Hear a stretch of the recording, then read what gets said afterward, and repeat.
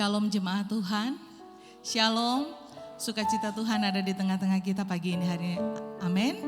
Mari saya persilakan kita bangkit berdiri. Kita akan mengawali ibadah kita dengan doa. Segala puji syukur buat segala kebaikan Tuhan. Pagi hari ini Tuhan kami mau nyatakan betapa Engkau sungguh baik dalam hidup kami. Kami sungguh berterima kasih buat semua yang sudah Tuhan berikan bagi kami.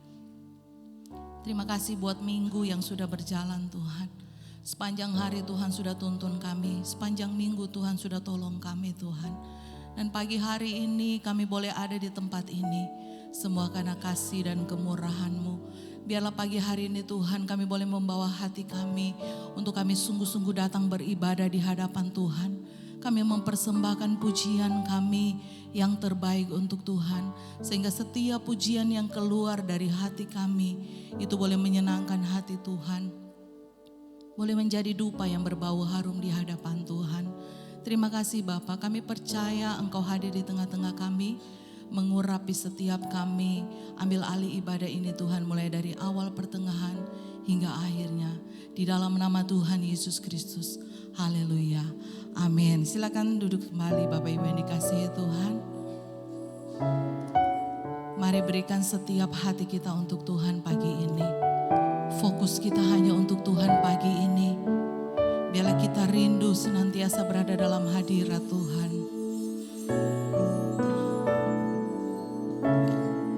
Ini kerinduan kami Tuhan.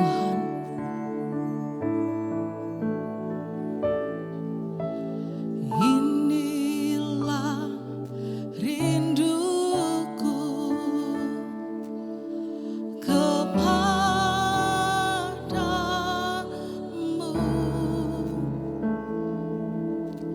Segenap hatiku menyembahmu.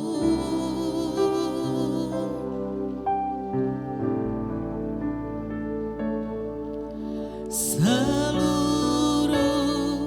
jiwaku memujimu.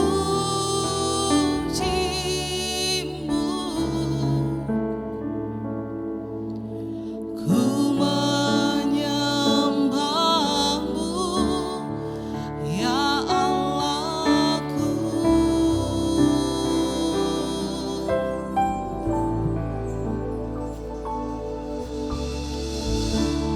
Ku berikan hatiku dan jiwaku, semuanya bagimu. Di dalam hidupku, di setiap waktu, nyatakan jalan-Mu. Ku berikan hatiku dan jiwaku, semuanya bagimu. Di dalam hidupku, di setiap waktu, nyatakan jalan-Mu. Segenap hati kami Tuhan, kami bawa di hadapan Tuhan pagi ini. Inilah rinduku kepadamu.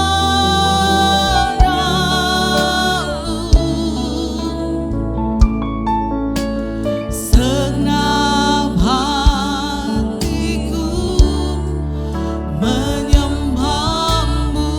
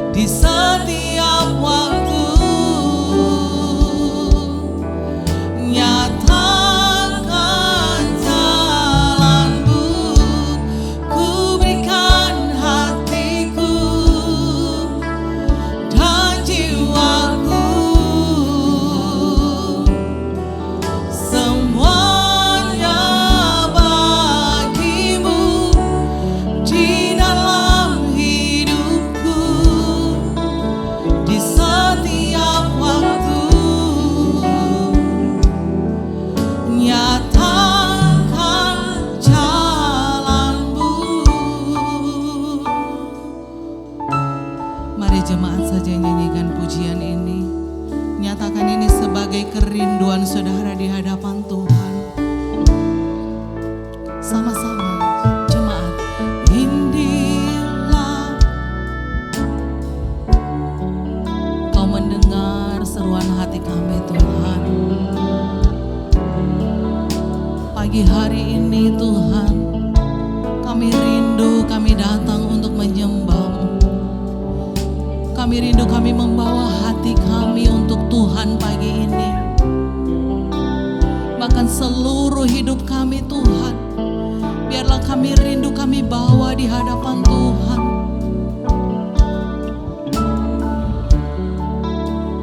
Biarlah senantiasa kami memuji nama-Mu.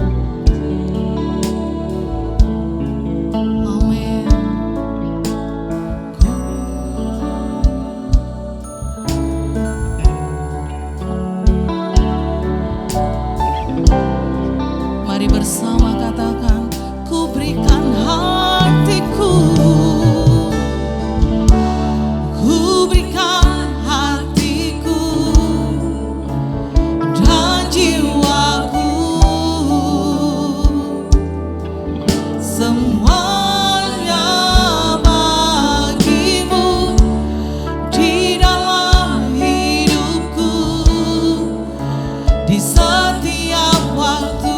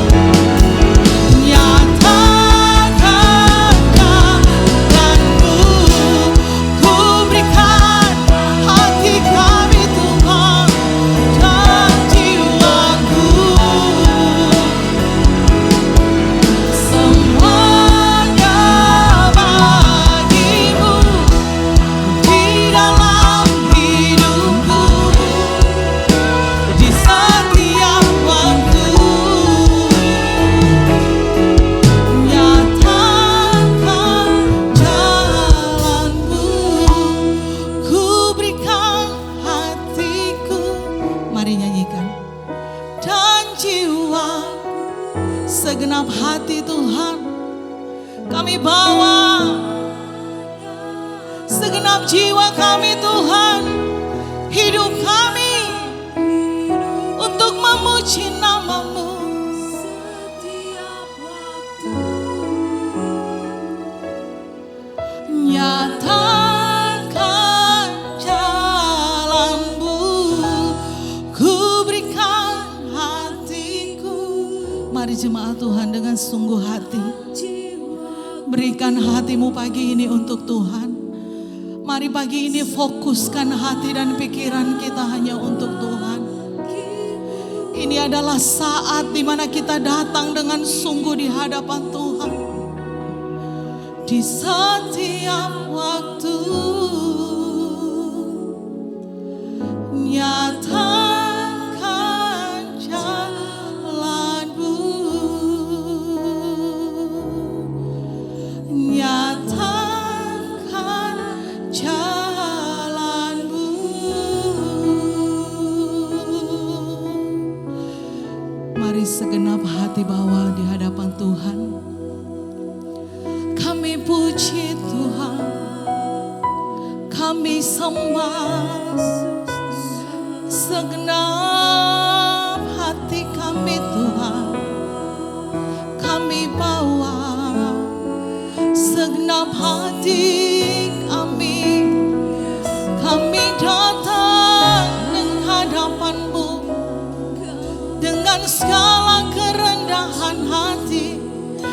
kami datang, kami menanggalkan segalanya.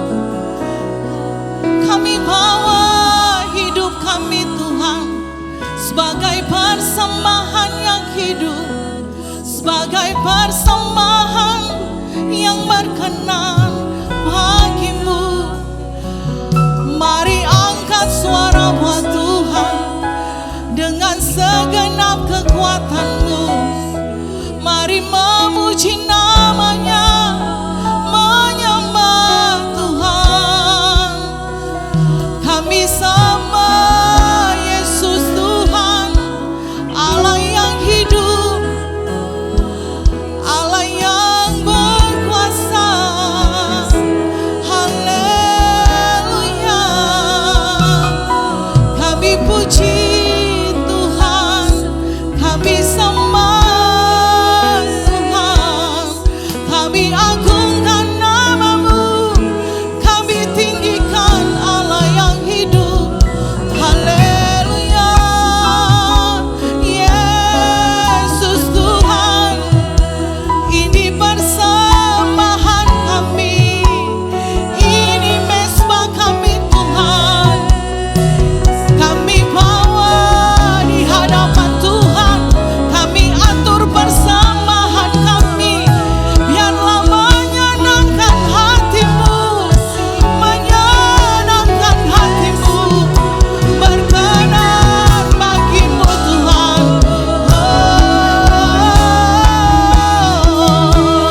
Senang jiwa kami memuji namamu. Haleluya, haleluya, haleluya. Yesus Tuhan,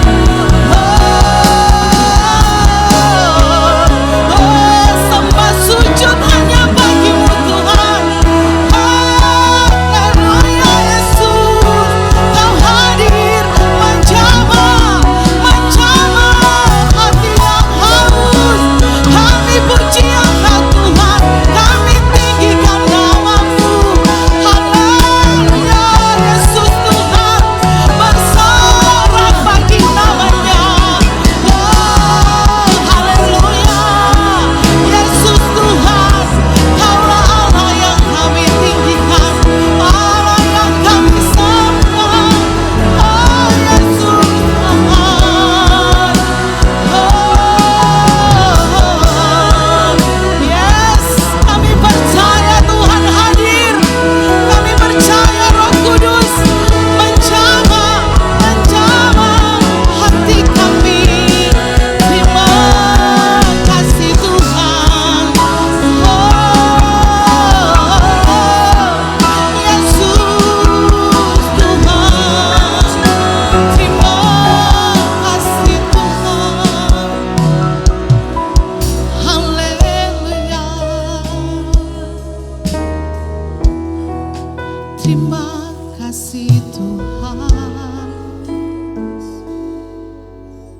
Pagi hari ini Tuhan, biarlah kami tidak berhenti hanya sampai di sini Tuhan. Kami mau bawa lebih lagi Tuhan hati kami, untuk kami persembahkan di hadapan Tuhan. Terima kasih Yesus. Yesus, ku cintakan, ku tinggikan, ku agungkan. Aku kan memujimu, baik di dalam suka dan duka. Mari nyanyikan. Yesus, kita nyatakan di hadapan Tuhan bahwa kita mau tetap memuji Tuhan dalam keadaan apapun. Kami mau tetap tinggikan nama-Mu Tuhan, kan memuji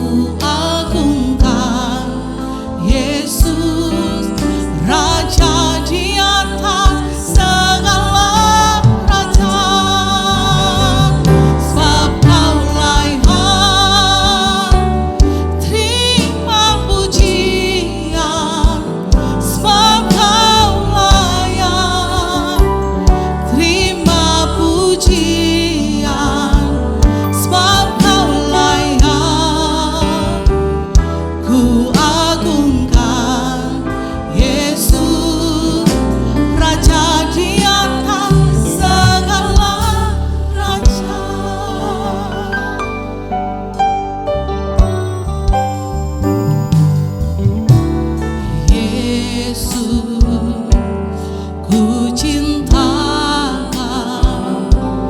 ku tinggikan, ku agungkan. Aku kan memuji-Mu, baik di dalam suka dan duka. Sebab Kaulah yang terima pujian, sebab Kaulah yang terima pujian, sebab Kaulah yang ku agungkan. Yesus, Raja di atas segala raja.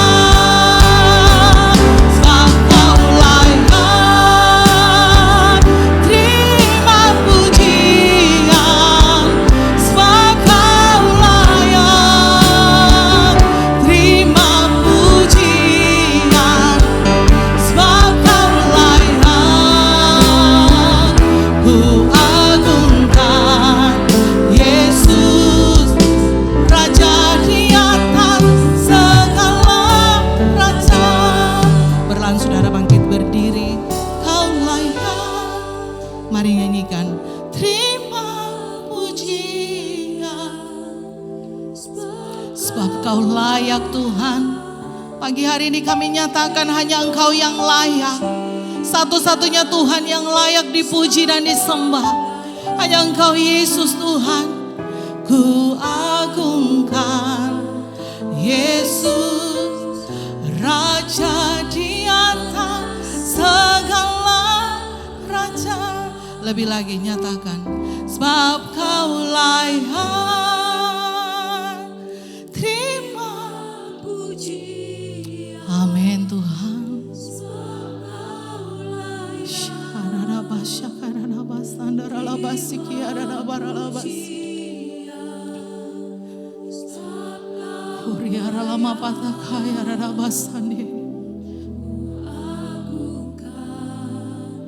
Yesus, Raja di atas segala raja. Jemaat saja segenap hati nyatakan, sebab Kaulah yang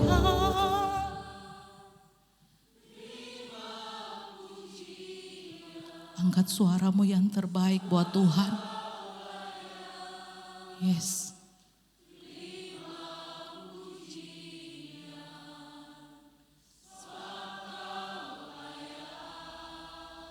Amin Tuhan.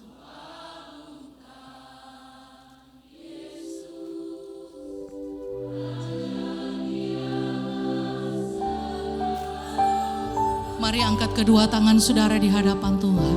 Sebab Kaulah yang terima pujian, sebab Kaulah yang terima pujian, sebab Kaulah yang ku agungkan. Yesus, Raja di atas segala. Lebih lagi saudara nyatakan, sebab Kaulah yang. Saudara boleh bertepuk tangan. Puji Tuhan, layaklah Tuhan kami tinggikan, layaklah Tuhan kami sembah. Segenap hati kami agungkan Tuhan, agungkan Yesus, Raja di atas segala raja. Sebab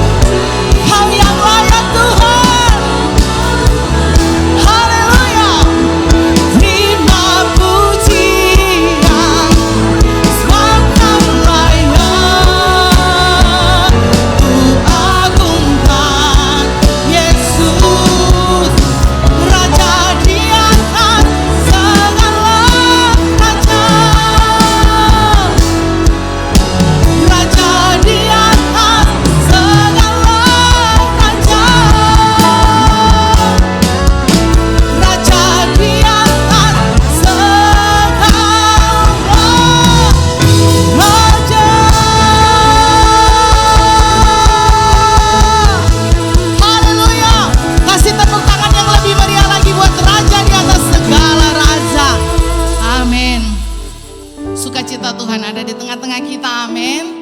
Ayo sama-sama kita nyanyikan pujian ini. Tuhan memberiku kegirangan, amin, dan sukacita melimpah, minyak yang baru dicurahkan. Haleluya, ku sore-sore kemenangan buat Tuhan. Haleluya. Sama-sama jemaat Tuhan bertepuk tangan. Ku terima janji Allah bagi kaum Yehuda, umat yang berdoa, memuji dan menyembah. Inilah saat yang dinanti, firman Allah telah digenapi. Kulihat penuaian terjadi yang melanda seluruh bumi. Mari terima janji Allah. Allah bagi kaum Yehuda, umat yang berdoa, memuji dan menyembah. Inilah saat yang dinanti, firman Allah telah digenapi. Kulihat penuaian terjadi yang melanda seluruh bumi. Tuhan memberiku kegirangan dan sukacita melimpah, minyak yang baru dicurahkan. Haleluya, ku bersenang. Tuhan memberiku kegirangan, amin, sukacita melimpah, minyak yang baru dicurahkan. Haleluya, ku bersenang. Amin. Kami bersorak lebih lagi di hadapan Tuhan. Ku terima janji Allah. Ayo, kita adalah kaum Yehuda, umat yang berdoa, umat yang berdoa, amin, memuji dan menyembah. Inilah saat yang dinanti, firman Allah telah digenapi. Kulihat penuaian terjadi yang melanda seluruh bumi. Angkat kedua tangan saudara. Tuhan memberiku, amin, dan sukacita melimpah, minyak yang baru dicurahkan. Haleluya, ku bersorak. Tuhan memberiku kegirangan dan sukacita melimpah, minyak yang baru dicurahkan. Haleluya, ku bersorak. Tuhan memberiku kegirangan dan sukacita melimpah, minyak yang baru dicurahkan. Haleluya, ku bersorak. Haleluya, ku bersorak. Ayo saudara, haleluya, ku bersorak. Haleluya. Saudara percaya bahwa hari-hari ini adalah masa-masa penuaian, amin. Banyak jiwa-jiwa yang akan dimenangkan oleh Tuhan. Kita akan melihat saudara, pujian ini akan digenapi, terutama buat kita kota Palu, amin. Mari nyanyikan pujian ini dengan imanmu.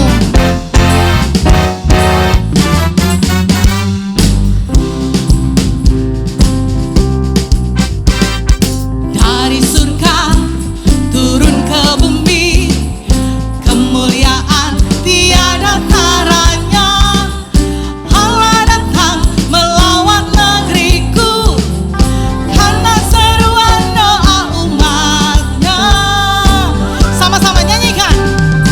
Gunung-gunung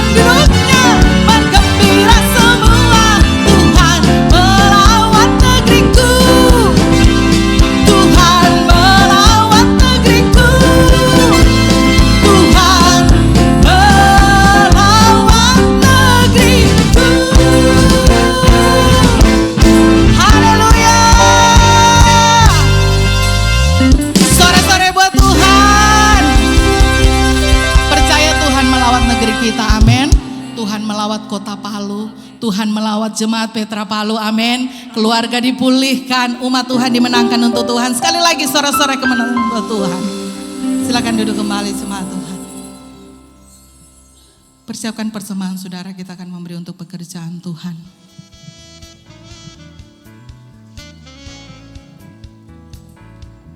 Selasa ini, ibadah kaum wanita akan diadakan secara online. Jemaat dapat mengikuti ibadah kaum wanita di YouTube Gereja Petra Makassar jam 5 sore. Hari Jumat ada ibadah pujian dan penyembahan jam 7 malam. Mari datang untuk menerima lawatan Allah. Dan bagi kaum pemuda, pelajar, mahasiswa, dan pekerja, bergabunglah bersama kami di ibadah Praniut yang diadakan setiap hari Sabtu pada pukul 7 malam di Gereja Petra Palu. Bagi seluruh jemaat Allah, hadirlah ibadah minggu yang akan diadakan sebanyak 2 kali pada jam 9 pagi dan jam 6 sore. Kami juga mengundang bagi para jemaat agar membawa anak-anak Bapak Ibu sekalian untuk mengikuti ibadah Petra Kids yang akan diadakan pada hari Minggu jam 9 pagi bertempat di ruang sekolah minggu. Bagi jemaat yang belum bergabung dalam klik, kami mengundang saudara-saudari sekalian untuk terlibat dalam klik yang ada. Melalui klik ini, kita akan saling mendoakan, menguatkan, dan bertumbuh dalam kebenaran firman Tuhan. Sekian pengumuman yang dapat kami sampaikan. Tuhan Yesus memberkati. Kami juga mengucapkan selamat datang bagi Bapak Ibu Saudara-saudari yang baru pertama kali hadir bergabung bersama dengan kami pagi ini. Kami ucapkan selamat datang, Tuhan Yesus memberkati. Saudara boleh mengikuti ibadah-ibadah yang kami lakukan di tengah minggu juga, ada yang sudah kita dengarkan tadi. Mari kita lebih lagi giat untuk kita datang beribadah kepada Tuhan. Saudara, pagi hari ini saya mau katakan, keadaan apapun yang kita alami, yang mungkin mata jasmani kita melihat, semuanya itu mustahil. Mustahil saya disembuhkan. Mustahil rumah tangga saya terselamatkan. Mustahil keadaan bisnis saya selamat. Segala yang mustahil di hadapan kita. Jangan kita pernah ragukan bagaimana cara kerja Tuhan. Amin. Tuhan sanggup melakukan segala perkara yang bahkan tidak pernah kita pikirkan. Itu yang Tuhan sanggup kerjakan. Izinkan Tuhan beracara bagian kita. Tetap berserah. Tuhan pasti sanggup menolong saya dan saudara. Amin. Mari dengan iman, saudara yang tahu pujian ini nyanyikan. Selalu ada caranya Tuhan, jalannya Tuhan untuk menolong. Amin. Yakin saat mengangkat tangan, Tuhan turun tangan. Tangan selalu ada, caranya Tuhan, jalannya Tuhan untuk menolong. Kuatkan hatimu, Tuhan tak meninggalkanmu sendiri. Sekali lagi dengan sungguh hati, selalu ada. Taruh pengharapan kita yang sungguh di hadapan Tuhan. Izinkan Tuhan bekerja dalam hidup saudara. Kita mungkin tidak bisa berbuat apa-apa saudara, tapi Tuhan sanggup. Selalu ada caranya Tuhan, jalannya Tuhan untuk menolong. Kuatkan hatimu, Tuhan tak meninggalkanmu sendiri. Sore-sore buat Tuhan kita, yang meriah buat Tuhan Yesus.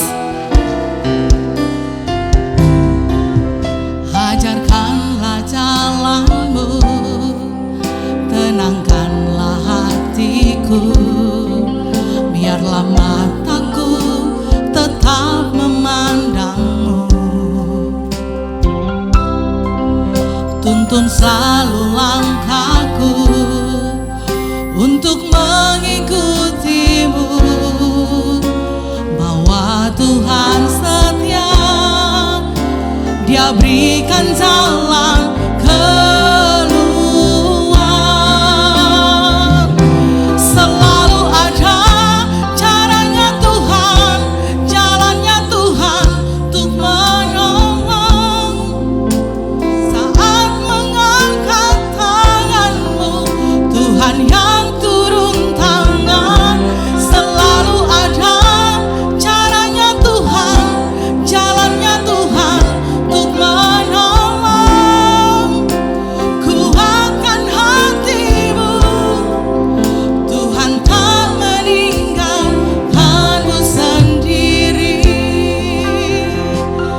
pimpin saudara. Ajarkanlah jalanmu, tenangkanlah hatiku, biarlah mataku tetap memandangmu. Tuntun selalu langkahku untuk mengikutimu, bahwa Tuhan setia, Dia berikan jalan keluar. Selalu ada caranya Tuhan, jalannya Tuhan untuk menolong. Saat mengangkat tanganmu, Tuhan yang turun tangan. Selalu ada caranya Tuhan, jalannya Tuhan untuk menolong. Kuatkan hatimu, Tuhan tak meninggalkanmu sendiri. Selalu ada. Perlahan saya coba untuk bangkit berdiri. Kuatkan hatimu, angkat tanganmu buat Tuhan. Tuhan yang turun tangan. Selalu ada caranya Tuhan untuk menolong. Kuatkan hatimu, Tuhan tak meninggalkanmu sendiri. Kuatkan hatimu, kuatkan hatimu, Tuhan tak meninggalkanmu sendiri. Kuatkan hatimu, kuatkan hatimu, Tuhan tak meninggalkanmu sendiri. Biar pujian ini menjadi pernyataan iman kami Tuhan. Walaupun seringkali kami takut, kami khawatir menghadapi kenyataan hidup ini. Terlebih ketika berbagai macam teori-teori tentang kedatangan Tuhan, teologi-teologi tentang apa yang akan terjadi di bumi ini. Semua itu mendatangkan kekacauan di dalam hati dan pikiran kami. Karena itu Bapak, kami rindu peneguhan daripada Tuhan. Kami rindu kebenaran daripada Tuhan untuk meneguhkan roh kami bersahutan dengan Tuhan, untuk meneguhkan iman kami sepakat dengan Tuhan. Sehingga apa yang kami percayai ini, yang kami dengar dari Tuhan, yang kami terima dari Tuhan, itu tidak akan mengacaukan hidup kami lagi. Tapi ada sebuah kepastian bahwa Tuhan pasti menjamin kami. Terima kasih buat pagi hari ini, kami sudah memuji menyembah Tuhan. Dan jika ada yang salah yang kami lakukan dalam pujian penyembahan ini, mari Tuhan ampuni kami. Karena terlalu sering kami datang di hadapan Tuhan tidak dengan hati yang benar di hadapan Tuhan. Terkadang kami seperti imam di dalam perjanjian lama yang harus diikat dengan rantai di kakinya ketika mereka masuk dalam ruang Maha Kudus. Dan ketika terbukti mereka bersalah di hadapan Tuhan, mereka mati di dalam ruangan itu dan mereka akan ditarik keluar. Kami tidak mau mengalami yang seperti itu. Karena itu biarlah hari-hari kehidupan kami adalah saat-saat di mana kami menjaga hati kami tetap benar di hadapan Tuhan. Ini saatnya Tuhan kami akan mendengarkan isi hati-Mu. Mari urapi setiap tanah hati kami. Mari Tuhan berdaulat di tempat ini lewat kebenaran-Mu. Menyatakan kebenaran yang perlu kami mengerti. Sehingga kami tidak kacau, tidak mengalami keraguan lagi. Tapi kami diteguhkan oleh kebenaran hari ini. Roh Kudus Guru kami. Mari bimbing ajar kami mengerti kebenaran-Mu. Dan apapun yang mempersiapkan, Tuhan mengurapinya. Tuhan juga mengurapi hamba-Mu untuk menyampaikan kebenaran ini. Terpujilah Tuhan. Dan kami siap dengan firman-Mu. Di dalam nama Tuhan Yesus Kristus. Yang siap dengar firman Tuhan sama-sama katakan haleluya. Amin. Silakan duduk kembali Bapak Ibu. Ya, shalom semuanya. Sekali lagi shalom. Ya, seperti janji saya hari Jumat kemarin, saya akan menyampaikan tentang situasi kondisi di dalam gereja saat ini yang ada kekacauan saudara Tuhan. Ya. Baru-baru ini waktu saya khotbah di Palolo, saya khotbah tentang ada pendapat-pendapat yang muncul bahwa tanggal 23 September itu Tuhan Yesus datang. Saudara dengar ya tentang itu ya? Ya itu cukup mengecewakan kita saudara Tuhan. Bahkan ini bukan cuma di Indonesia, di seluruh dunia gereja-gereja mengalami ini. Saya lupa tadi, saya mau bagi video sebetulnya ada satu kejadian di Uganda, di daerah Afrika. Itu sampai mereka pergi ngumpul-ngumpul rame-rame di hutan pinus saudara Tuhan sambil mengangkat Tuhan, menyembah Tuhan, berharap hari itu terjadi pengangkatan. Nah saudara Tuhan, saya tidak menyalahkan orang-orang itu, yang mungkin kita perlu koreksi adalah pengajaran dari pemimpin mereka yang mengajarkan bahwa tanggal itu Yesus akan datang. Nah saudara Tuhan, ini dimulai dari beberapa postingan-postingan di media sosial yang kemudian gereja menanggapi, tokoh-tokoh agama, tokoh-tokoh Kristen menanggapi. Salah satu itu adalah seorang ibu yang bernama Sophie, seorang guru saudara Tuhan itu mengalami kecelakaan, terus katanya dapat penglihatan dan bertemu Tuhan Yesus. Yesus bilang begini, saya akan datang tanggal 23 September. Nah saya tahu itu ternyata banyak gereja yang mempercayai itu. Bahkan bukan cuma itu, di Amerika ada seorang akademisi itu karena belajar kalender Ibrani juga menyimpulkan yang sama bahwa tanggal 23 September itu Tuhan Yesus datang. Yang lebih repotnya lagi di Indonesia ada seorang hamba Tuhan yang khotbah tentang hal itu. Hanya karena menghubungkan tentang kejadian di tanggal 23 September itu akan ada perayaan tiup sangkakala atau tiup napiri di Israel. Nah seorang si Tuhan, lalu dia berkhotbah bahwa tanggal 23 September Tuhan Yesus datang. Walaupun ada beberapa rekan hamba Tuhan dari hamba Tuhan itu memperingatkan bahwa jangan beritakan kebenaran seperti itu, karena berbicara tentang wahyu itu ya kita mesti hati-hati menyampaikannya. Apalagi berbicara tentang kedatangan Tuhan, ya siapa yang pernah diberitahu itu tidak ada. Nah saudara Tuhan, nah ini yang perlu kita cermati, kita perlu pahami bahwa ya hari-hari ini ada banyak kekacauan seperti ini karena memang Alkitab berkata bahkan ada pengajar-pengajar. Ya, saya tidak mau bilang pengajar palsu juga, memang ada pengajar palsu, tapi banyak pengajar yang tidak tepat. Artinya memberikan pengajaran yang sebetulnya tidak seperti yang Alkitab katakan. Ya, walaupun semua percaya, ya kalangan gereja Pentakosta, kalangan gereja karismatik itu percaya akan adanya pengangkatan, akan kedatangan Tuhan Yesus kedua kalinya itu pasti terjadi. Tapi masalahnya tidak ada orang yang dipastikan akan mengetahui hal itu. Amin saudara. Nah Alkitab berkata, ketika Yesus ditanya tentang hari kedatangannya, dia menjawab seperti ini di dalam Matius 24:36 dia berkata, tetapi tentang hari dan saat itu tidak ada seorang pun yang tahu, malaikat-malaikat di surga tidak, anak pun tidak, hanya Bapa saja. Saudara tahu hari minggu lalu waktu saya khotbah itu tanggal 21 hari minggu lalu ya. Nah, yang dinubuatkan ini tanggal 23 hari Selasa saudara Tuhan. Jadi untuk saya sampaikan firman ini, waktu saya sedang memaparkan kebenaran, saya juga sempat terintimidasi. Jangan-jangan saya yang salah, tanggal 23 yang betul. Jadi saya mikir, ya ini sudah sampaikan kebenaran ini. Kalau tanggal 23 semua terangkat, saya tidak, karena saya tidak percaya akan hal itu. Wah, saya jadi terintimidasi karena itu saudara Tuhan. Tapi yang jelas kebenaran hari ini menyatakan ini, bahwa Tuhan Yesus sendiri berkata, tetapi tentang hari dan saat itu tidak ada seorang pun yang tahu. Malaikat-malaikat di surga tidak, anak pun tidak, hanya Bapa saja.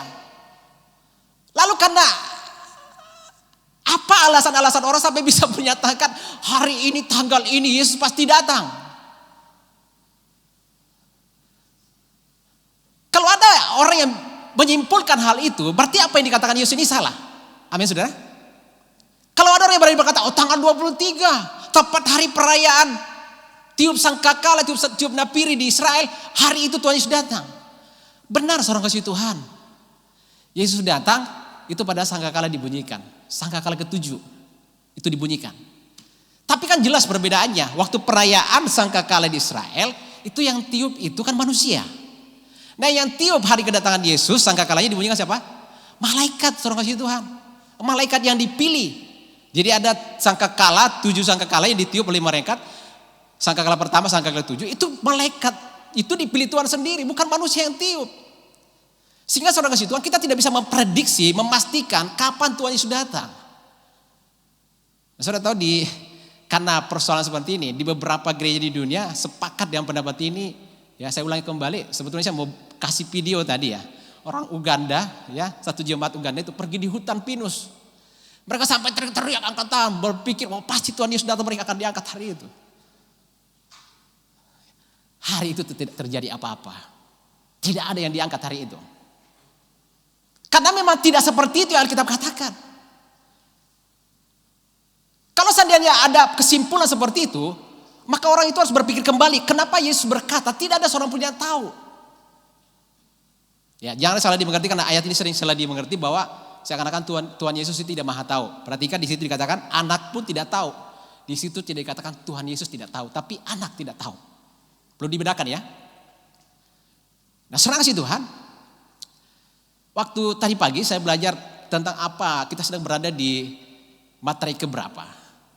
Kita ini dihitung dengan apa yang Tuhan katakan dalam kitab Wahyu, ada namanya pembukaan materai, ada 7 materai, kemudian ada peniupan sangkakala, ada 7 sangkakala, kemudian ada pencurahan cawan murka Allah, itu 7 juga saudara Tuhan. Nah, ini rentetannya ada. 7 materai itu dibuka dulu, baru setelah itu peniupan sangkakala, baru cawan murka Allah dicurahkan. Nah, kalau sampai sudah dikatakan Yesus sudah datang, berarti sudah tidak lama lagi pencurahan murka Allah saudara Tuhan. Lalu kapan sangkakalanya ditiup? Tadi pagi waktu saya pelajari, di dalam Wahyu 6 ayat 12 sampai 17, tolong kita baca ayat ini.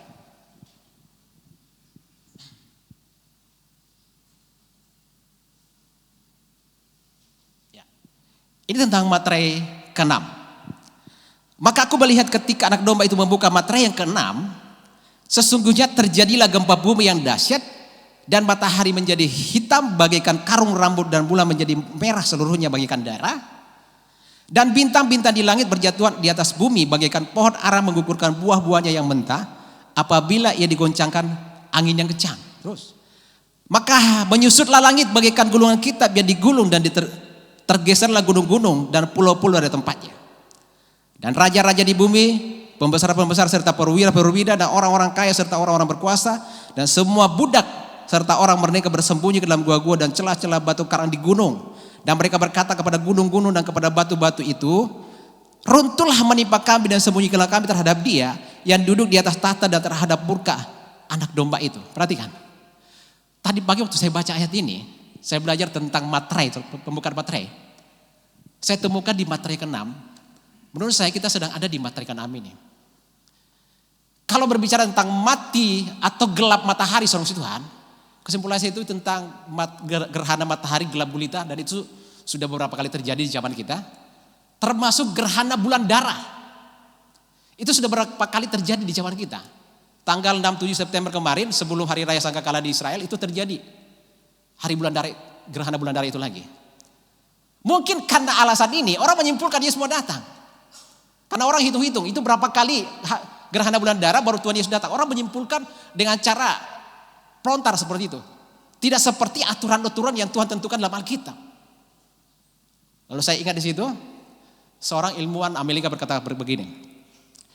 Akan ada gempa bumi besar yang melanda bumi, yang kemudian mengakibatkan sebuah megatrust. Sudah pernah dengar kisah tentang megatrust? Itu sudah dibuatkan film saudara Tuhan. Itu megatrust itu tsunami besar yang bisa menenggelamkan kota-kota kecil dan pulau-pulau saudara Tuhan.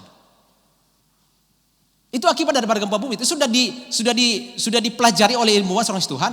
Ketika bintang jatuh, kita tadi akan bintang berjatuhan, bahwa akan ada meteor-meteor yang berjatuhan dan menimpa bumi dan menimpa lautan, yang itu kemudian membuat gempa bumi yang besar terjadi, dan itu yang kemudian mengakibatkan tsunami besar atau megatrust yang terjadi di seluruh dunia. Alkitab mencatat banyak orang yang akan mati karena itu. Bahkan dikatakan langit akan tergulung. Walaupun kita berada di bagian ini saudara Tuhan, kita tidak semuanya, belum semuanya terjadi. Ya, tapi intinya begini. Ada materai ke-7 di mana penghukuman lebih besar lagi. Dan selanjutnya akan ada sangkakala. Sangkakala itu sampai 7 kali saudara Tuhan. Tapi orang sudah berani berkata, Yesus sudah mau datang. Nah, kalau berbicara tentang pengangkatan, kita gereja-gereja Pantekosta itu sudah menerima sebuah pengajaran dari seorang tokoh dari dulu ya. Dari tahun 1800 sampai 1082, ada seorang yang bernama John Nelson Darby pernah berkata seperti ini tentang pengangkatan itu. Dengan mempelajari isi Alkitab, dengan mempelajari pelajaran di gereja Pantekosta namanya peta zaman saudara Tuhan. Jadi gereja Pantekosta itu sangat terkenal dengan peta zaman. Gereja kita, gereja GPT, Tabernakel itu sangat terkenal dengan kabar mempelainya. Jadi masing-masing aliran gereja itu punya kekuatan tersendiri. Di gereja Pentakosta sangat kuat dengan ini. Nah, seorang tokohnya berkata seperti ini. John Nelson Darby itu tahun 1800 sampai 1892 berkata bahwa pengangkatan itu terjadi di pra-tribulasi. Tribulasi itu adalah masa penyiksaan 3,5 tahun. Sebelum itu terjadi pengangkatan lebih dulu. Tapi di tokoh modern ada banyak muncul pendapat tentang hal seperti ini.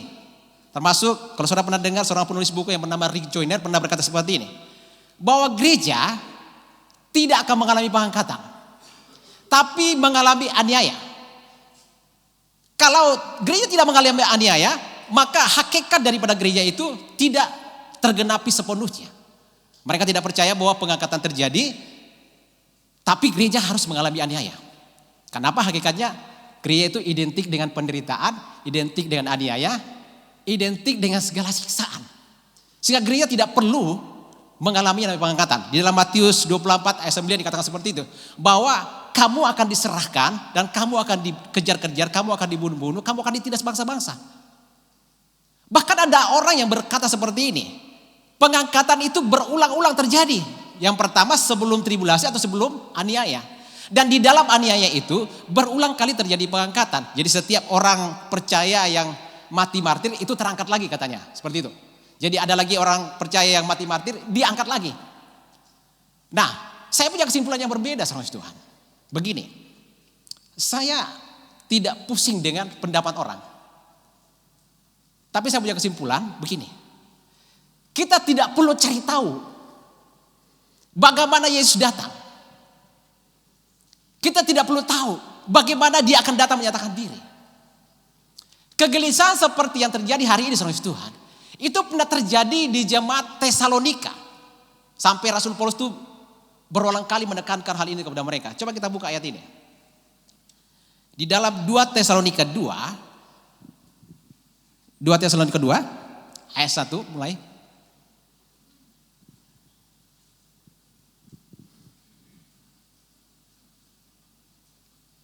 Ya. Tentang kedatangan Tuhan kita Yesus Kristus sudah terhimpunnya kita dengan dia. Kami minta kepadamu saudara-saudara, perhatikan, supaya kamu jangan lekas bingung dan gelisah, baik oleh ilham roh maupun pemberitaan atau surat yang dikatakan dari kami, seolah-olah hari Tuhan telah tiba. Janganlah kamu memberi dirimu disesatkan orang dengan cara yang bagaimanapun juga, sebab sebelum hari itu haruslah datang dahulu murtad dan haruslah dinyatakan dahulu manusia durhaka yang harus binasa. Terus, yaitu lawan yang meninggikan diri di atas segala yang disebut atau disembah sebagai Allah, bahkan ia duduk di bait Allah dan mau menyatakan diri sebagai Allah. Tidakkah kamu ingat bahwa hal itu telah kerap kali kukatakan kepadamu ketika aku masih bersama-sama dengan kamu, dan sekarang kamu tahu apa yang menahan dia, sehingga ia baru akan menyatakan diri pada aku yang telah ditentukan baginya. Perhatikan baik-baik. Kegelisahan gereja hari ini itu pernah dirasakan oleh jemaat Tesalonika. Ya, di ayat 2 tadi katakan termasuk ilham roh. Itu mengacaukan saat itu. Artinya begini, termasuk yang saya bilang tadi bahwa ada orang yang punya mimpi, ada orang yang penglihatan, itu namanya ilham roh. Di media sosial ini marak seru kasih Tuhan. Sedikit-sedikit Tuhan Yesus bilang sama saya, Yesus datang. Sedikit-sedikit saya punya penglihatan, saya punya mimpi seperti ini. Ini termasuk ilham roh seru kasih Tuhan. Rasul Paulus mengatakan, jangan sampai kamu kacau karena ilham roh itu. Jadi kekacauan kita hari ini, apa yang terjadi hari ini saudara Tuhan yang mengacaukan iman kita dan roh kita, itu pernah terjadi di zaman Rasul Paulus, di zaman jemaat Tesalonika. Sekali kita baca ayat 2 tadi. Ya. Supaya kamu jangan lekas bingung dengan gelisah baik oleh ilham roh. Bahkan ilham roh sekalipun, karena kita juga berkata seperti ini, semua pernyataan itu harus diuji. Bisa jadi sebetulnya pernyataan itu benar, cuman orang yang menerimanya salah memprediksi, salah mengartikannya. Termasuk Ibu Sophie tadi, langsung bilang tanggal 23 September Yesus datang. Akhirnya banyak gereja yang terpengaruh, banyak tokoh gereja yang terpengaruh. Uganda pergi di hutan, nyembah Tuhan, berharap hari itu terjadi pengangkatan. Tapi tidak terjadi.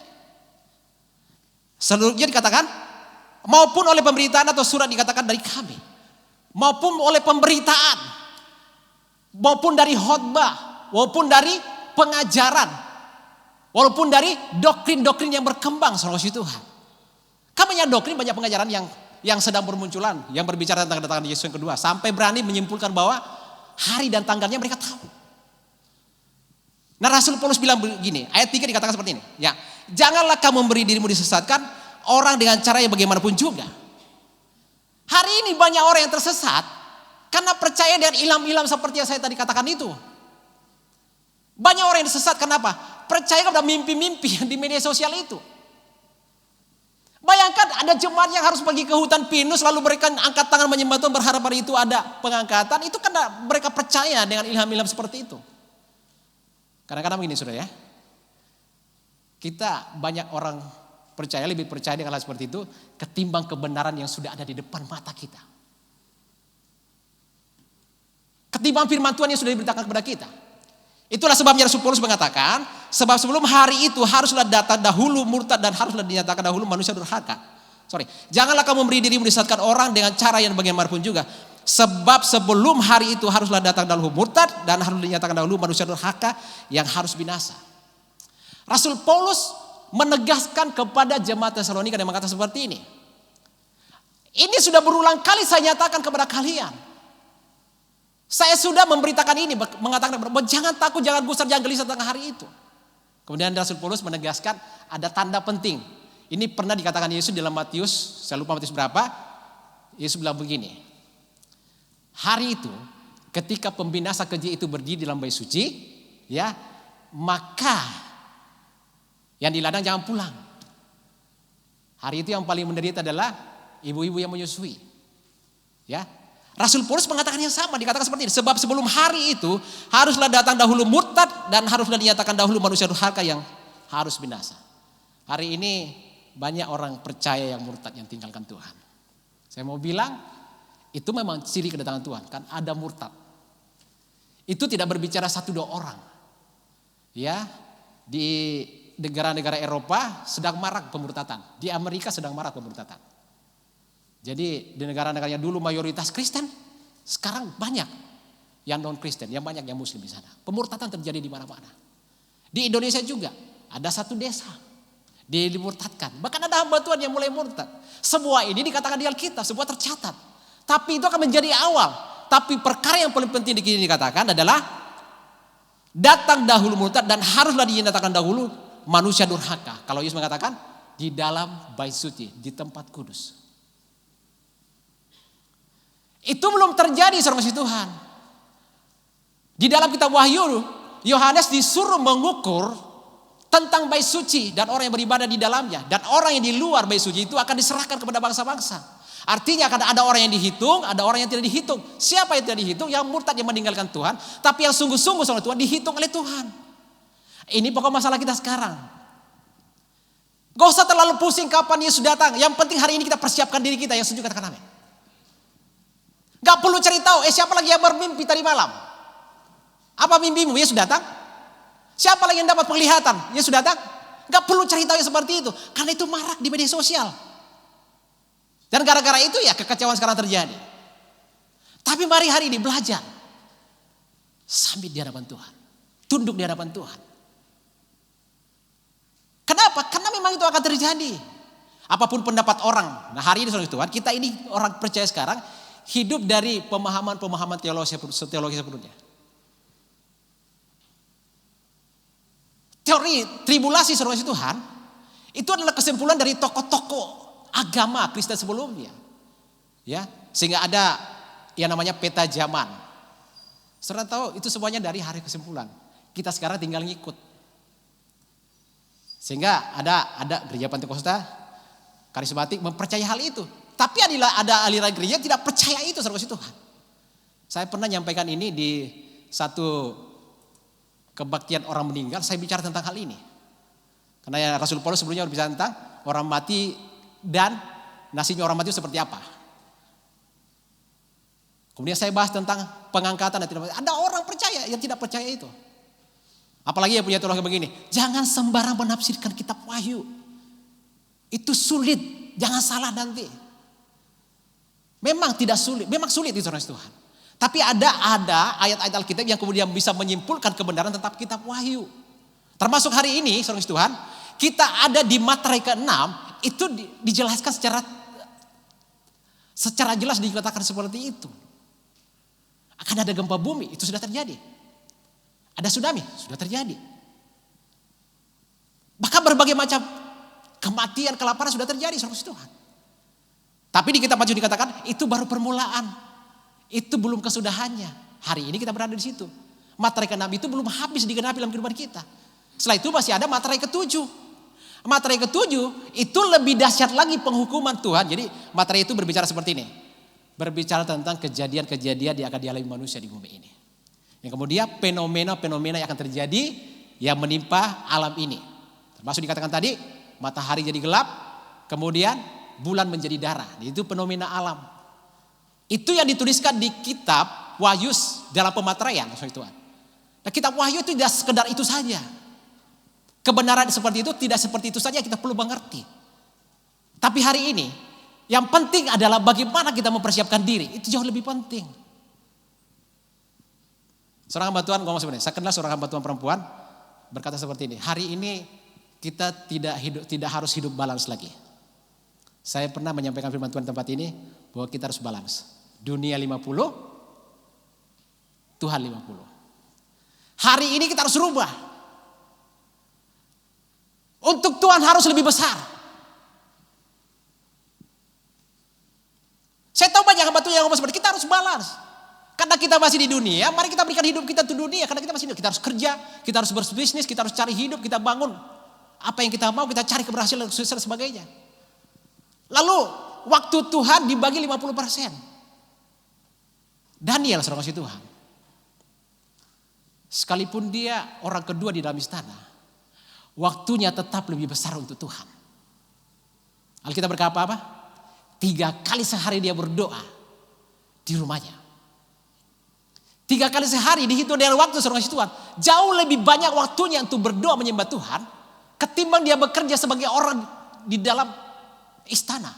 Sebagai orang kedua di dalam istana. Daud, Alkitab mencatat bahwa dia mengajarkan tentang doa itu 7 kali sehari. Kalau 7 kali sehari dia berdoa, berapa banyak waktu dia pakai berperang? Berapa banyak dia pakai membimbing anak-anaknya? Berapa banyak waktu dia pakai untuk menjadi seorang raja? Seorang imam. Sementara dia mengajarkan jam-jam doanya 7 kali sehari. Dan yang terkenal 3 kali sehari, Daud 7 kali sehari.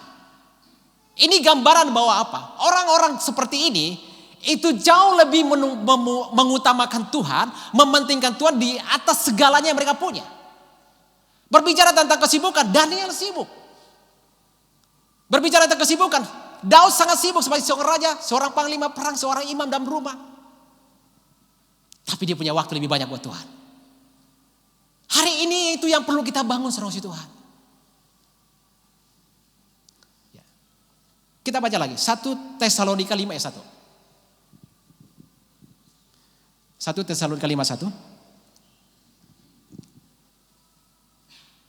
Ya.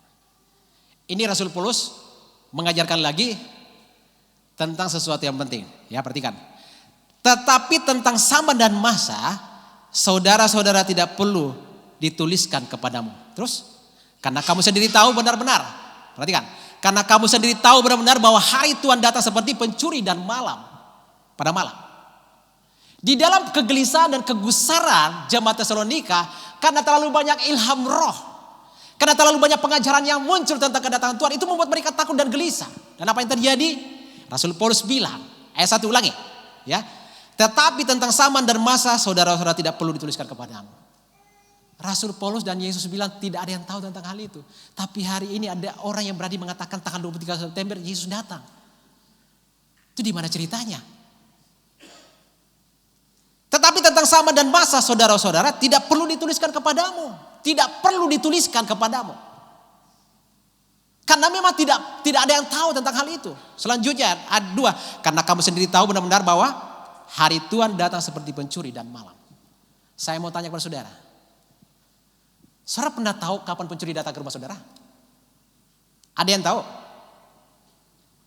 Atau ada pencuri yang ngabarin saudara, sebentar malam saya buka rumahmu. Sebentar malam saya mau ambil uangmu di dalam dompetmu itu. Padahal dompetnya dilekat di celana. Sebentar malam saya datang buka berangkasmu itu. Padahal kunci berangkasnya cuma dia yang tahu. Tentang kedatangan Tuhan itu jelas-jelas tidak ada yang tahu seorang isi Tuhan. Jadi hati-hati, ilham-ilham banyak bermunculan. Penglihatan-penglihatan banyak bermunculan. Mimpi-mimpi banyak bermunculan. Dan ini dampaknya hari ini. Karena mimpi dan penglihatan, orang berani menyimpulkan tanggal 23 September, Yesus datang. Saudara, kebenaran ada di depan mata kita. Yesus bilang tidak ada orang yang tahu. Anak tidak tahu, malaikat tidak tahu, hanya Bapa yang tahu. Rasul Paulus bilang tentang hal itu tidak perlu tuliskan kepadamu. Karena hari Tuhan itu seperti datangnya malam dan seperti pencuri. Saudara kasih Tuhan, hari-hari ini kita benar-benar dalam masa-masa yang sebetulnya kita masa di penantian. Ya, kalau masa penantian artinya kita perlu mempersiapkan diri. Satu ayat lagi yang saya bagi kepada saudara. Di dalam kitab Daniel 12. Mari kita buka ayat ini. Daniel 12.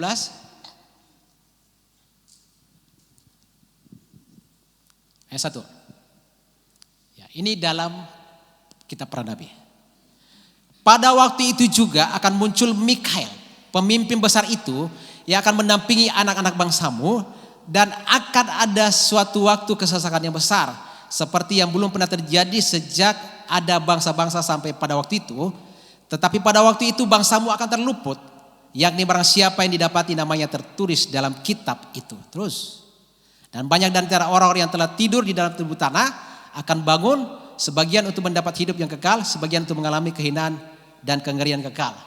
Yesus bilang, Rasul Paulus bilang, sebelum ada pengangkatan, orang-orang benar, orang-orang kudus itu duluan bangkit. Nah, kalau tanggal 23 pengangkatan, berarti tanggal 22 kuburan sudah terbuka. Karena duluan orang-orang mati itu diangkat menyongsong Yesus di udara. Baru setelah itu orang-orang yang hidup benar itu diangkat. Paling tidak hari Minggu juga sudah terjadi pengangkatan. Hari Minggu saya masih khotbah, hari Senin saya masih pergi kebun, hari Selasa saya tunggu-tunggu tidak ada. Saudara, jangan biarkan diri kita disesatkan. Padahal saya sudah terintimidasi hari Minggu. Kalau betul-betul ini tanggal 23 datang, mati mi saya. Tak tinggal mi saya karena saya mengajarkan yang berbeda. Ya, tapi saya berdasarkan firman Tuhan. Yesus bilang tidak ada seorang yang tahu. Rasul Paulus bilang tidak perlu dituliskan kepadamu. Bahkan ada tanda-tanda. Makanya lebih penting lagi bagian terakhir nih ya. Kalau Yesus bilang pemindah keji itu akan berdiri dalam bait suci, tempat kudus, artinya akan ada pembangunan bait suci. Harus ada bait suci dulu. Nah sekarang lagi dirancang-rancang. Ya, bait suci itu berapa kali ditumbangkan. Nah hari ini orang Israel berusaha membangun itu. Kenapa mereka membangun? Karena mereka berpikir begini. Yesus akan turun di Bukit Sion dan masuk lewat gerbang timur, masuk ke dalam bait suci menyatakan diri di sana. Tapi Alkitab mencatat bukan Yesus datang di sana bait suci itu, tapi pembinasa keji yang menyatakan diri di sana. Nah itu kan belum terjadi, pembinasa keji belum datang. Bait sucinya saja belum dibangun. Bagaimana kita bisa menetapkan tanggal 23? Bagaimana kita bisa menetapkan tanggal ini, tanggal itu, hari ini? Rasul Paulus bilang waktu dan masanya tidak perlu dituliskan. Karena Rasul Paulus juga tidak tahu. Yesus sebagai anak tidak tahu. Sebagai Tuhan dia maha tahu. Nah saudara kasih Tuhan, mari kita persiapkan diri kita, waktu kita lebih baik, lebih banyak buat Tuhan. Amin. Jangan biarkan hidup kita disesatkan dengan berbagai macam pengajaran. Alkitab sudah menuliskan itu, nabi palsu muncul, pengajaran palsu muncul, ilham yang liar muncul. Ya, di jemaat Pelolo ada orang yang namanya Ilham. Kalau saya ngomong ilham, mereka tersinggung nanti. Nah, saudara Tuhan, hari ini kita sudah diberi bekal. Mari kita siapkan hati kita. Persiapkan diri itu lebih baik, beri waktu kepada Tuhan lebih banyak. Seperti Daniel, seperti Yusuf, seperti Daud. Mari kita bangkit berdiri.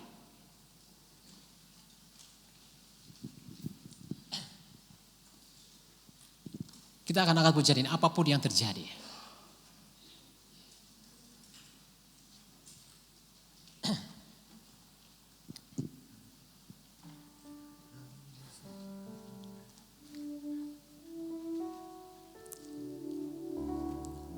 Terima kasih Bapa. Hari ini kegelisahan, kekhawatiran yang kami hadapi seperti jemaat di Tesalonika. Rasul Paulus kembali mengajari mereka. Rasul Paulus kembali meneguhkan iman mereka. Supaya mereka tidak khawatir tentang hal itu. Karena di ayat-ayat seterusnya Rasul Paulus berkata bahwa Tuhan sudah menjamin kehidupan orang benar. Hari-hari ini kami dikacaukan dengan berbagai macam peristiwa. Penolakan, penindasan. Sehingga kami berpikir hari Tuhan tidak lama lagi. Dan itu benar. Tuhan pasti akan datang, tapi tidak seorang pun yang tahu tentang hal itu. Kami hanya perlu berjaga-jaga, kami hanya perlu persiapkan diri. Karena Tuhan datang seperti pencuri yang tidak pernah memberitahu kapan dia datang. Mari kita angkat pujian ini, apapun yang terjadi.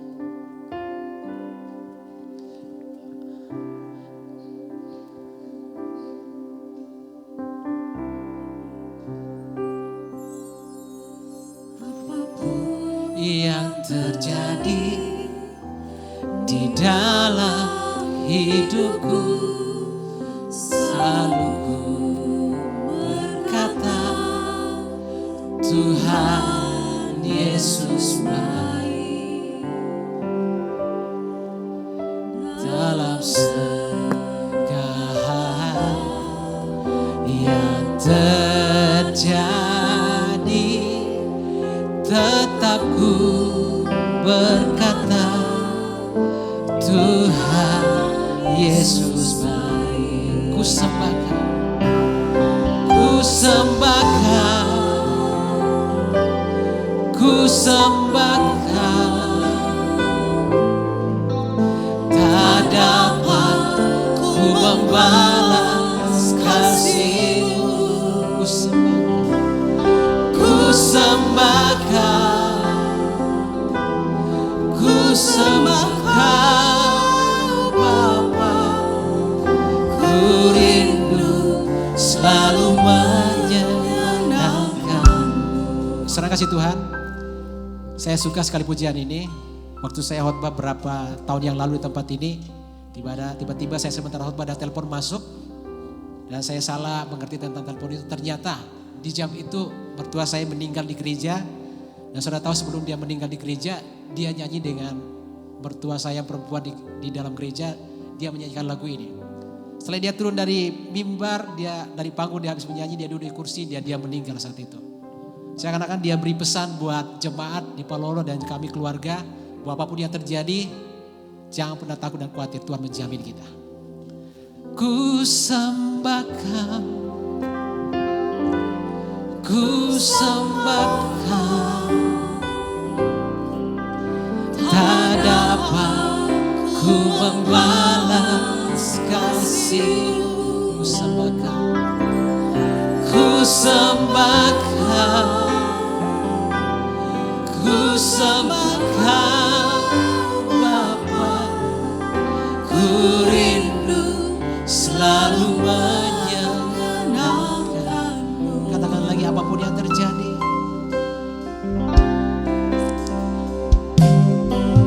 apapun yang terjadi di dalam hidupku, selalu ku berkata Tuhan Yesus baik. Dalam segala hal yang terjadi, tetap ku percaya Tuhan Yesus baik. Katakan, ku sembahkan, ku sembahkan ya Tuhan, ku sembahkan. Tak dapat ku membalas kasih-Mu. Ku sembahkan, ku sembahkan Bapa. Ku rindu selalu menyenangkan. Ku sembahkan, ku sembahkan, ku sembahkan.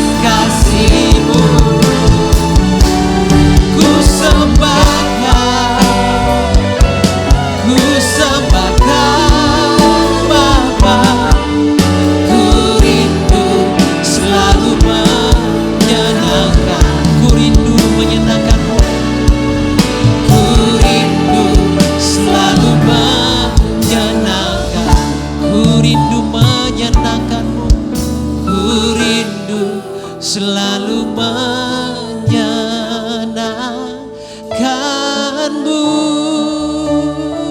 Mari kita berikan hati kita untuk Tuhan.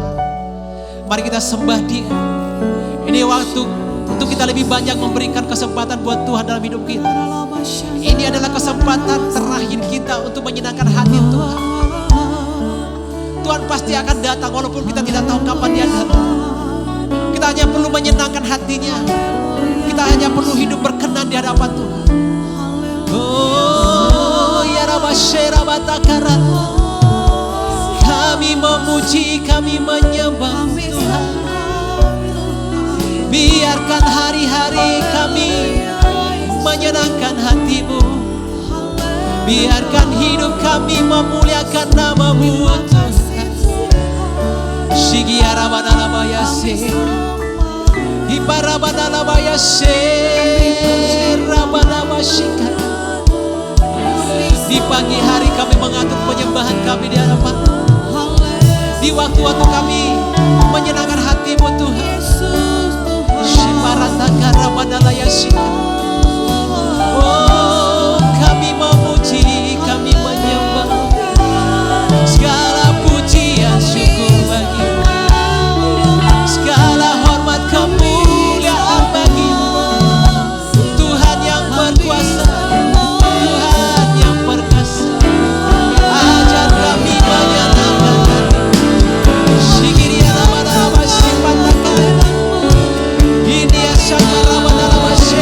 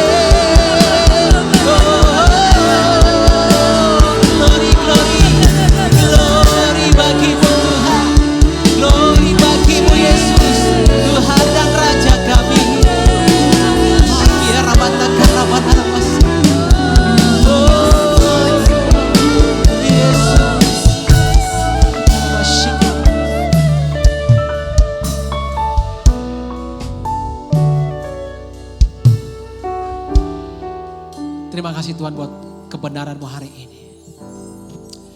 Jangan biarkan kami takut, khawatir dan gelisah bahkan terintimidasi lagi Tuhan. Kami tahu bahwa di akhir zaman ini akan banyak pengajar-pengajar yang bermunculan. Ada banyak guru-guru yang muncul, bahkan ada nabi palsu yang muncul. Sehingga akan ada banyak orang yang disesatkan. Hari ini kebenaran disampaikan kepada kami supaya kami tidak takut lagi dan tidak perlu disesatkan lagi. Hari ini hanya yang perlu kami lakukan hanya perlu mempersiapkan diri, memperbaiki diri, membenahi diri, memberi waktu lebih banyak buat Tuhan. Supaya ketika Tuhan Yesus datang kedua kalinya, seperti yang Yohanes katakan, aku diberi sebatang bulu untuk mengukur ukuran bait suci. Dan orang-orang yang beribadah di dalamnya akan dihitung, diamankan dari penganiayaan yang akan datang. Tapi orang-orang yang di luar bait suci akan diserahkan kepada bangsa-bangsa untuk diinjak-injak. Tuhan, kami serahkan hidup kami. Hitung kami Tuhan. Ketika Tuhan datang kedua kalinya, biarkan nama kami tercatat dalam buku kehidupan. Bahkan Tuhan biarkan ajar kami terus menerus untuk menguasai diri. Ajar kami terus menerus untuk menjaga hati kami. Supaya ketika Tuhan datang, Tuhan melihat hati kami berkenan di hadapan-Mu. Terima kasih Tuhan. Biar kegelisahan hari ini yang seperti yang dirasakan oleh jemaat Tesalonika tidak perlu lagi. Karena Tuhan telah menjamin hidup kami. Orang yang percaya, orang yang menerima Yesus sebagai Tuhan dan Juru Selamat. Materaikan kebenaran ini Tuhan dalam hati kami. Sehingga waktu kami pulang dari tempat ini, kami belajar lebih banyak memberi waktu kami untuk Tuhan. Bahkan sebisa mungkin semua yang kami kerjakan, kami lakukan seakan-akan buat Tuhan. Kemanapun kami melangkah, semuanya tindakan-tindakan kami menyenangkan hati Tuhan. Semua keputusan-keputusan yang kami ambil itu memuliakan nama Tuhan. Karena kami tahu kadang-kadang kami juga mengambil keputusan yang salah, yang justru menyakiti hati Tuhan. Kami berdoa buat gereja-Mu di tempat ini Tuhan. Apapun yang sedang terjadi di tempat ini, kami tahu Tuhan peduli kepada kami di tempat ini. Tuhan peduli dengan gereja-Mu di tempat ini, peduli dengan jemaat-Mu di tempat ini. Tuhan peduli dengan keluarga hamba-Mu di tempat ini. Kami minta Tuhan buat membalikan keadaan supaya kami melihat kemuliaan Allah dinyatakan lagi di tempat ini. Biar Tuhan memanifestasikan kembali kuasa-Mu di tempat ini seperti di awal ketika Tuhan membiarkan tempat ini berdiri di hadapan Tuhan. Terima kasih Bapa. Kami serahkan semua jemaat-Mu di tempat ini. Semua yang kerja dalam aktivitas mereka, semua yang melayani, Tuhan berkati dan hikmat pengertian roh takut akan Tuhan. Beri kami hati bijaksana, supaya dengan hati yang bijaksana itu kami mempertimbangkan keputusan-keputusan kami. Supaya kami tidak salah mengambil keputusan. Terima kasih Bapa. Berkati seterusnya penggembalaan di tempat ini. Berkati seterusnya pelayanan di tempat ini. Bahkan Tuhan jadikan tempat ini tuh menampung lebih banyak lagi jiwa di dalam nama Tuhan Yesus Kristus. Kalau gereja lain mengalami kegerakan, kalau gereja lain boleh menuai banyak jiwa, kami pun akan menerima yang sama di tempat ini. Karena itu biarkanlah kami terus sepakat bersama-sama di tempat ini. Sepakat dengan Tuhan, sepakat dengan setiap orang di tempat ini. Kami berdoa buat hamba-Mu Tuhan. Tuhan berkati. Tuhan terus menjaga melindungi. Anak istri dijaga dilindungi di dalam nama Yesus Kristus. Terima kasih Bapa. Dan kami mau angkat tangan kami di hadapan Tuhan. Untuk setiap persembahan yang kami bawa, Tuhan kuduskan itu untuk pekerjaan Tuhan di tempat ini. Dan Tuhan membalaskannya berlipat kali ganda dalam kehidupan kami. Di dalam nama Yesus Kristus. Kami angkat tangan kami. Kami mau menerima berkat yang melimpah dari Bapa Surgawi. Cinta kasih daripada Tuhan Yesus Kristus. Penyertaan daripada Allah Kudus yang diberkatkan kepada kami. Diberkati nikah kudus kami. Diberkati pekerjaan kami. Diberkati semua yang kami usahakan dengan tangan dan kaki kami. Diberkati setiap perjalanan kami. Diberkati masa depan anak-anak kami. Bahkan berkat Abraham, Ishak dan Yakub menjadi bagian hidup kami. Di dalam nama Tuhan Yesus Kristus kami terima berkat ini. Dan kami akhiri ibadah kami. Haleluya. Setiap yang percaya katakan sama-sama.